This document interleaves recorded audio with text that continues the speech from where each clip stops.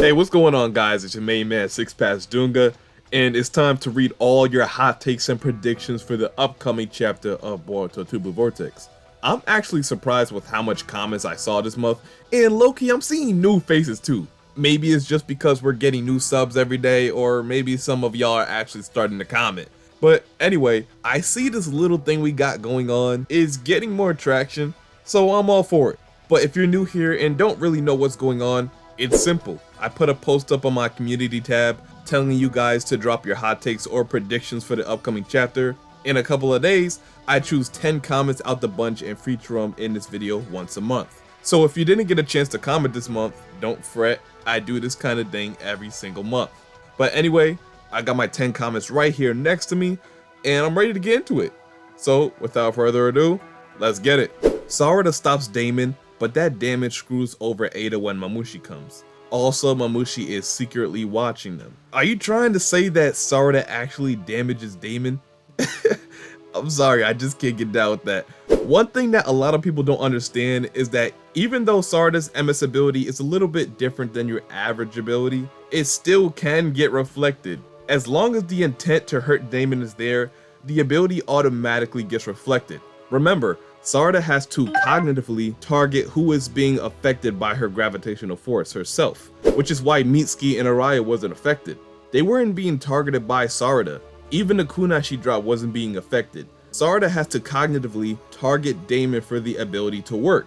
And I'm only going this deep into it because I see a lot of people going into detail of why Sarada could beat Damon, when it's just not true. When Sarada was floating up in the air, she was literally just targeting herself. If she was to target Damon, for her ability to truly work here, she cannot have any intent to hurt him. Otherwise, this will get reflected back onto Sarada, and she will just end up starting to float herself. And of course, it's the same with the explosion that she can make happen when she blows up these spears. The ability literally ignores all concepts of physics. When Damon was first introduced, we seen firsthand the full extent of his power. When one soldier tried to blast Damon with his arm cannon, the blast literally just blew right back at him. Despite the cannon being pointed in the opposite direction of his head, the blast itself literally appeared right by his head and destroyed him. Again with the axe dude, it's not like when he swung his axe he dropped it on his head by accident or anything. No, the attack literally reflected back onto him. It appeared out of thin air in his head. Again with the sword dude, he didn't unsheath his sword yet and his head was already flying off his body. It's all because of their intention to kill. It's a cognitive power, not so much physical. It's all about your mental state. Remember, when Kawaki even thought about hitting Damon, it still got reflected. That proves it takes advantage of the human brain to use against them. All you people who think Sarada can get around this is foolish. I'm gonna tell you exactly what's gonna happen. If she targets Damon to be manipulated by gravity, nothing is gonna happen to Damon. Instead, she's gonna start floating. And if she tries to blow him up, similar to how she did Ryu, then I'm gonna let you guys guess what's gonna happen. It won't be pretty. Even Genjutsu, she's just gonna end up putting herself in a Genjutsu. Because if she cannot find a way to attack Damon without thinking of hurting him, then it doesn't matter what she does to him. All of that will be reflected. It's actually good that he did stop her, because she almost unalived herself by panicking and just doing things without thinking it over first. I could go on for a long time, but I gotta get into the other comments. So for right now, let's just say Sarada isn't touching Damon. She just can't win, and it's not close. EIDA calls off Damon, more hints at Borushiki fusing / their conversation, Mamushi's abilities and the game plan, the interrogations, hints that JURA is changing and maybe a rift between him and Mamushi starts to occur. The last one is Kawaki and Amado. Yeah, this comment is more likely to happen because EIDA knows that Sarada doesn't stand a chance against Damon. She doesn't want her to get hurt. She probably just wants to talk it out with the both of Sarada and Sumire. This whole situation doesn't have to be as big as it is. Like I said in my last video, EIDA still views both of them as dear friends. And since they're both not affected by omnipotence or charmed by EIDA, then these are the real friends that she's been searching for. They haven't pretended to like her, they both really like EIDA, and they express that to her. They can build a real relationship and bond, but if Damon unalives them, then it's all over. Her yearn for real genuine relationships would never be fulfilled. So just because of that, the fight will most likely be called off. And regarding the Boruto and the Momoshiki situation, There is speculation that they both have already fused their bodies, and it's very apparent once you look at how Boruto been acting, and his whole demeanor has changed too. These are clear indications that Boruto has potentially changed. I don't necessarily know if we're going to be getting more of that conversation. I don't think so personally. All I can say is that Boruto doesn't really want to talk about it yet, mostly because he was pissed at Koji, and he doesn't seem to want to talk about it to anyone else. So if we do get more of that conversation, it has to be a flashback. But getting a flashback so soon is not like IKEMOTO. If he was gonna tell us the conclusion or just more info on that conversation so soon, then he might as well just play it out when they were talking the first time by carrying it over to chapter 26. The next time we're gonna be getting any more info on this conversation is if Boruto is about to fight JURA, or if he chooses to tell Kawaki about it. Those are the only scenarios I can see that we can get more information on that as of right now. Okay, now we have KASHIN Koji's game plan for the Mamushi invasion. Yeah, he said he was gonna tell everyone his abilities and how to deal with him. So obviously that's gonna be one talking point for next chapter. Nothing to really say about that there. I will say though, that this conversation could kinda interrupt that chaos that's going over on EIDA's side, and it could diffuse the situation too. So I guess that's pretty important for the upcoming events. The interrogations. Yeah, I almost forgot the Shikamaru situation. I imagine that's gonna be handled maybe the chapter after the next chapter. So around chapter 28, I don't think we see too much politic talk right now, but if we do, it'll be Konohamaru basically telling Lord Kobu that he doesn't know anything about how Boruto escaped the interrogation room. Although, he's gonna tell him about the handcuffs and the fact that only him, along with Ibiki and Shikamaru, were the only ones who knew about the code. So if Boruto escaped, it could have something to do with any of the three of them. So this could be a clear indication that the next people who are to get interrogated is Shikamaru or Ibiki. But I think Koji will tell Shikamaru ways he can escape that situation based on his 10 Directions knowledge. So him and Inojin will help him get out of that situation one way or another. I'm actually really excited to see that. I want to see exactly how he's going to escape that interaction while still keeping his job. Maybe he can say something that will make Boruto escaping seem like a crazy accident or something. Or maybe Amato, who is the creator of the handcuffs, will come out and say they were faulty, which is the reason for Boruto's escape. We just gotta wait and see. One other point that this comment makes is that we're gonna see a rift between JURA and Mamushi because of a change in JURA. I'm gonna have to disagree. Just because JURA encourages what Mamushi is doing because he feels like this is a good opportunity to learn more about love. So he's not changing until he conquers love. Their relationship is as good as ever because all the Shinju have awareness, they're able to think for themselves, so they offer different perspectives on the topic of love to JURA, which will end up benefiting him in the long run. So JURA actually adores his comrades and respects their own unique ego and experiences. So now we move on to the third comment, which says, KASHIN, Koji, and Boruto will use Inojin to pressure Ino so she doesn't snitch. I do feel like this would be a possibility for KASHIN Koji to keep Shikamaru's place as the Hokage safe. Just think about it. The only person who knows about Shikamaru and Boruto's alliance is Ino. Some people have their suspicions like Kawaki, but for the most part, they've done a great job staying discreet. But that's exactly the problem. If Shikamaru becomes a suspect in this whole escapade, this can lead to Ino eventually being a suspect too. I feel like they're gonna investigate and interrogate a lot of people. And I'ma say it again, if Ino is one of those people, then Shikamaru might be cooked. Remember, this situation almost got her son killed, and in that moment she decided to give up on Shikamaru because she just didn't have the courage to keep going with this.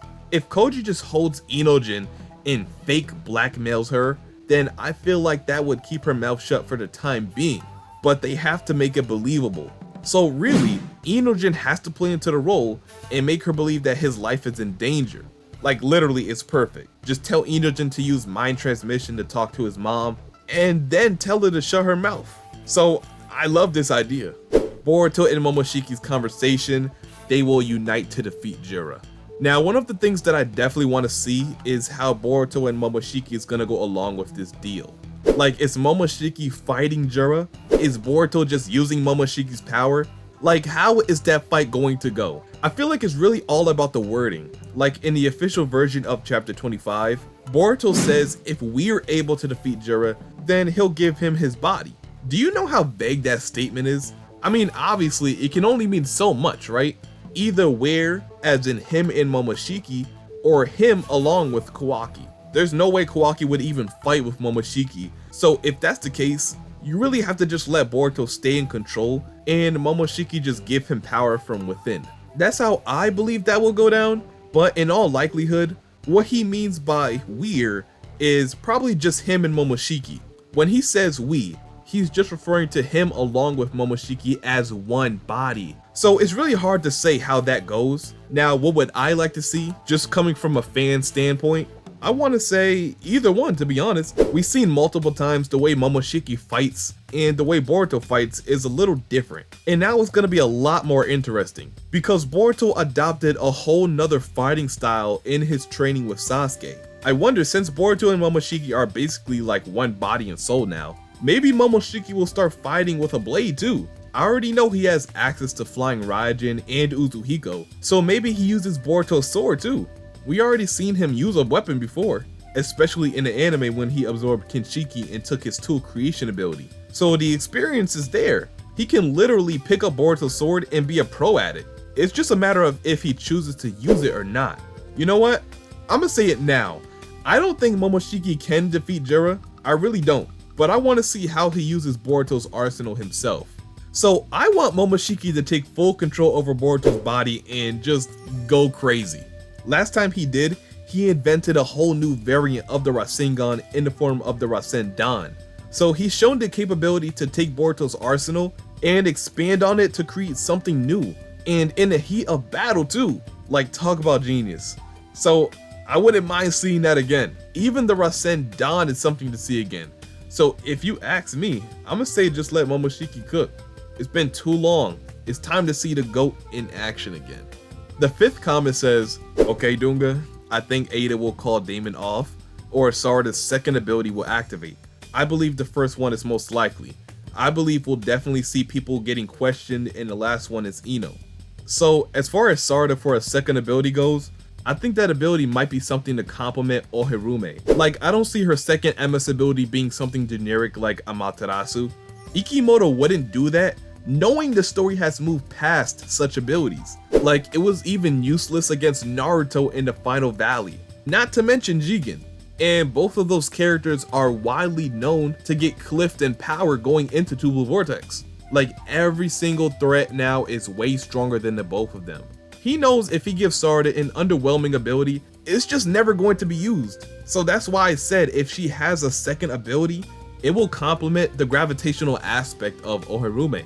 Almost like how Sasuke's left and right eye abilities complemented each other. One eye had Amaterasu, and the other had flame control to manipulate said flames. Obito and Kakashi had Kamui, and both of their eyes did different things with it. Obito's right eye granted him the short range ability of Kamui, and Kakashi had long range. Sarada's ability is gonna take advantage of the gravitational pull. Her left eye ability could have already been revealed. It was never specified if the entirety of Ohirume was done with just one eye alone or not. The gravity, the black hole spears, one eye could just be in control of the gravity and another for the spears. Until we get more information on that, it's just one big mystery. Momoshiki might pull Boruto to make a sacrifice, example his body, memories, or freedom, to activate a power that can kill or neutralize JURA. I mean, I always said, Boruto might be a character of sacrifice.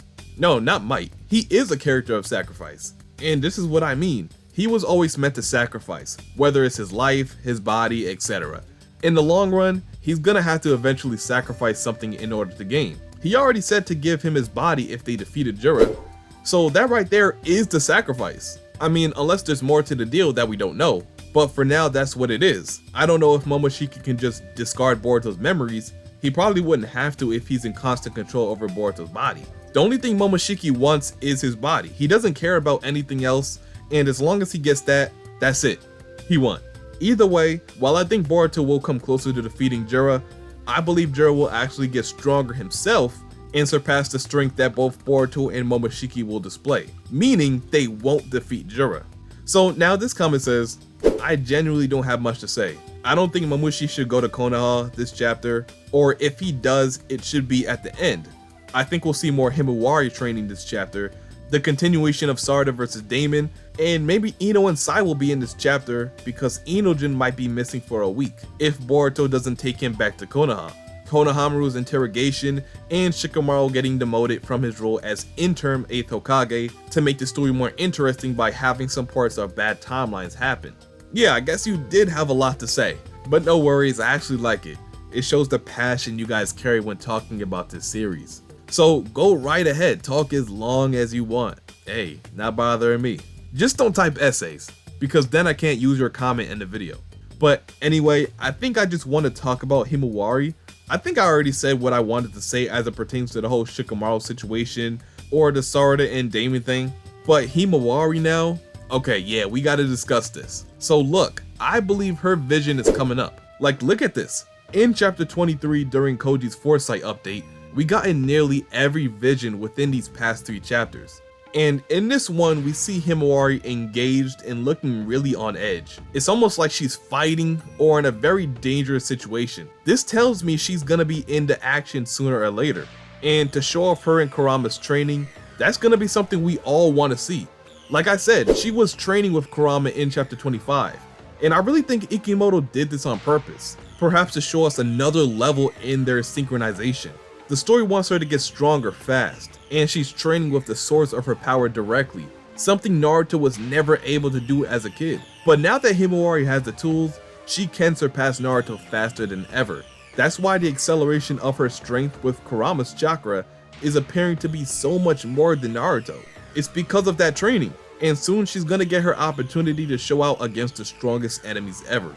And I want to see how she fares against enemies that's literally not the strongest in the verse like JURA. Like, to be honest, that fight was not fair at all. But I digress. I'm not sitting here and saying we're gonna see a damn Baryon mode, but I do think she's stronger now. A lot stronger since her fight against JURA. And since we know she's gonna be in action in these upcoming chapters, I'm gonna put a lot of stock into her. She's about to show us something amazing, and I just can't wait. I just realized I keep saying I can't wait about everything. I promise, I'm just deprived of new content. These monthly waits usually be pretty easy for me, but when you have so much tension in a manga like right now, it's twice as hard to wait because you just want to see it already. Like, it's really hidden for me now. Alright. Now, on to the 8th comment we have. I really think we might see Sarada's second MS ability, and I also think we will see why Sarada and Sumari are not affected next chapter.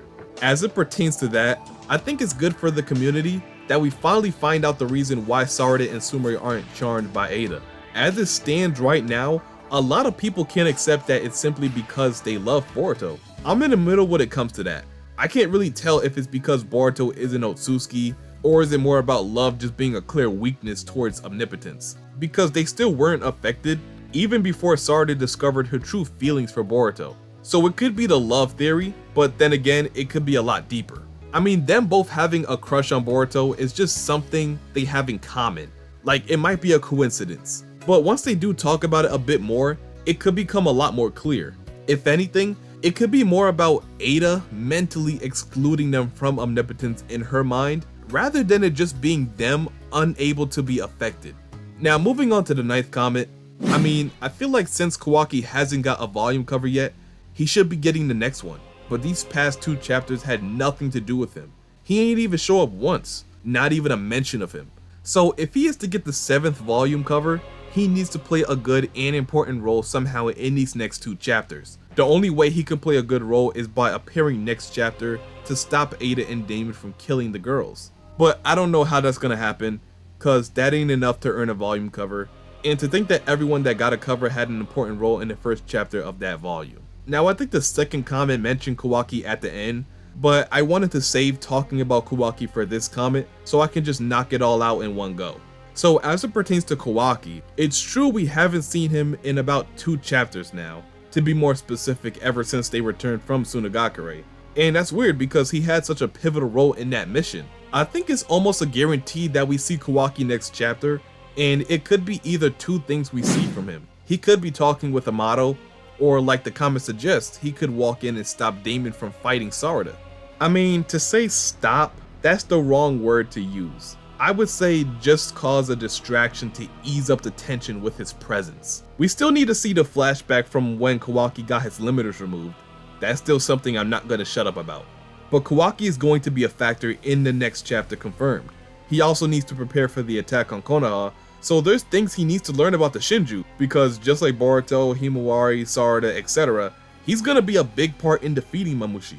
So yeah, Kawaki could be doing either of those two things, confronting Yamato, or heading back to the house with EIDA and everyone else. Finally, we have the last comment of the day. It reads, Return of Nue, and at the end of the chapter, Jogon activates. Mamushi lied, he is actually after Damon, and there is no way a third Shinju will die without devouring their target. To be honest, I think bro had to have the hottest comment of the day, no doubt. I mean, I actually wouldn't mind Nue making a grand entrance in the manga, especially if it makes Sumire actually useful on the battlefield. I'm all for it.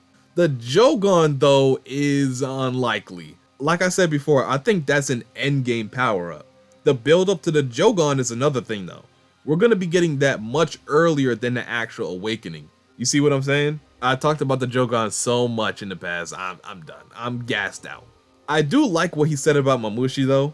That's interesting because he could easily just be after Damon. But as much as that could be a possibility, I'll offer another scenario that I think could work just as good, maybe a little better than that. I feel like Damon could be Shinjified. Like what if sometime throughout the fight against Mamushi, he's just turned into a Shinju. Like it happened to Shinki, and he's not any of the Shinju's target, especially not Matsuri. So it can happen if you're just caught by one of the claw grinds. It's a slim chance, but since the Shinju are already low on numbers, it could be exactly what the story needs to spice things up.